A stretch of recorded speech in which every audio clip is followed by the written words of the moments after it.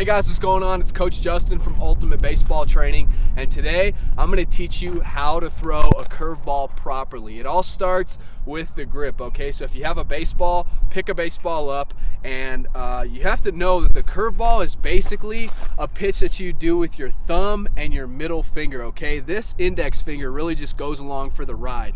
So the way that I grip this pitch is I place my thumb and my middle finger first like this, kind of across the laces, okay? And then this one just barely rests like that, okay? A lot of the times when I'll teach younger players how to throw a curveball, I'm talking, 12, 13, 14 years old is the very earliest you should start breaking off curveballs. But when I teach them, a lot of the times I have them have their finger up like this because it's really a pitch that you can control with your thumb and your middle finger. This one just goes along for the ride. So if you're new to throwing curveballs, that's a great way to practice, okay? Something else, when you're a young pitcher learning to throw this pitch, I learned this from Tom House actually. When you take the ball out of your glove for a fastball, right? When we separate our hands, we want our fingers to be pointing towards center field, right? Well, when you're learning how to throw a curveball, sometimes it's beneficial to just pull the ball out of your glove like this, and then it's easier to throw, okay? So that's just when you're young, when you're learning how to throw this pitch, because the worst thing that you can do is, pull it out like a fastball, and then you don't know how to throw it properly, and you start twisting your arm. That's going to cause a ton of pain. It's going to hurt your elbow. That's not going to be a good situation for your rotator cuff, your labrum, all of that stuff. So you have to learn how to throw this pitch properly, okay? So you never want to twist your arm awkwardly like that.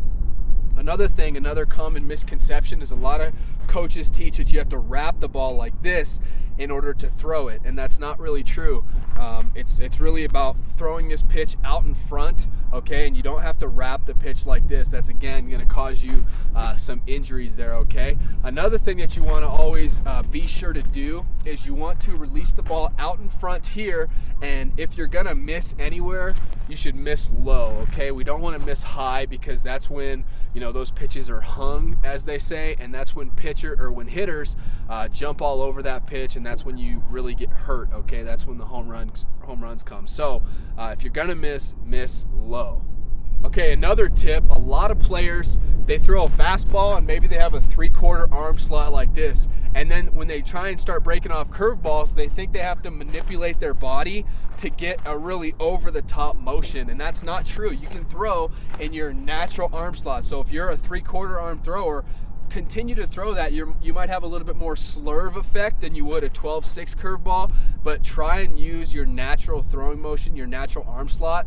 And a big reason why I tell you this, besides just taking it easy on your arm and maintaining your arm slot for all your pitches, besides just that, if I throw a fastball from here, right, in a game, and then all of a sudden I do this to throw a curveball, that's easy for a hitter to pick up a difference, and they can easily tell, oh, look, a curveball's coming and he hung that one, I'm going to crush this. So try and maintain your same natural arm slot. And keep your fingers nice and relaxed, your hands and your fingers nice and relaxed, nice and loose.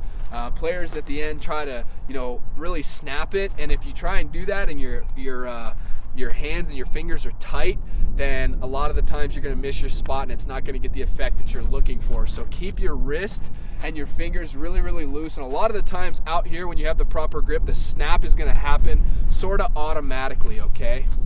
And the last tip I have for you as far as throwing breaking balls, you want to maintain your same arm speed. Just as I talked about, it's a telltale sign when a pitcher throws his fastball here and he changes something, he changes his arm slot for a curveball. Well, it's the same way if you slow down your arm speed, okay? So if a fastball, if you're like this, and then a curveball, everything kind of slows down, that's another telltale sign. It's easy to recognize as a hitter. Just one little thing is off, and it's easy to tell, okay? So don't tip your pitches. Try and focus on maintaining that solid fastball arm speed, and that's really going to get that sharp break you're looking for. So hopefully you enjoyed this video. If you did, I want you to leave me a thumbs up, and also hit this button right here, subscribe to our channel. We come up with new videos every single week, so that way you'll be notified whenever we release these new videos. So hit the subscribe button, get in the comment section below, and thanks so much for watching. I'll see you next time.